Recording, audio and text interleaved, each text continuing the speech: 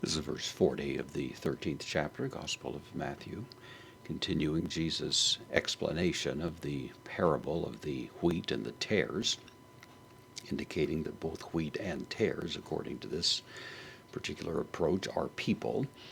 And the idea here is that at the end of the age, as Jesus indicates, there's going to be a separation. Of course, the landowner in the parable had said, don't pull out the bad plants prematurely because you might injure the good, and that seems to be the philosophy now that's involved in an understanding of the church, that there's going to be a mixture of the good and the bad, but of course a time will come when a great separation takes place. So verse 40 gives us some additional insight here. We have hosper. Hos means as, the per means just as. So it in the very same way as the idea, un postpositive, therefore, in the very same way. Sulegetai, this is from su lego, which would mean literally to say together, kind of like a confession, but it was commonly used to mean to gather together, to say something with the effect of gathering. This is in the passive, third person singular, present passive indicative. So just as therefore it will be gathered together. And then we have ta zidzania. Ta zidzania is the plural, but of course plural nouns can take a singular verb, which is what we have here. So just as ta zidzania, these tares, these poisonous look-alike plants are gathered together.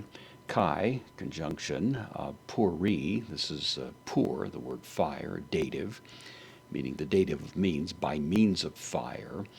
Kata kayatai, this is from kaio, which means to burn. The kata, which is included in some manuscripts, not all, means to burn down or burn utterly. It's the passive. So just as they are gathered together and burned down entirely, would be the idea. Hutos, indeclinable adverb. So, or in the same way. Estai. This is from ami, I am, third person singular, future, active indicative. Thus, it will be.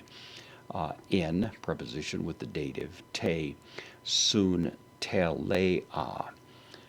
Sun telos, the idea. The gathering together in the end.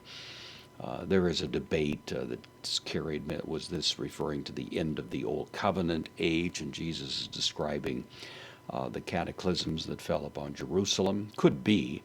But the fact that Jesus uses earlier in this explanation the word cosmos, world, rather than gay, land, which would normally refer to Israel, cosmos does have a more expansive sense, suggests I think with good reason that the description here is not the end of the Old Covenant age as such, although it certainly was cataclysmic, but it was looking forward to something more comprehensive.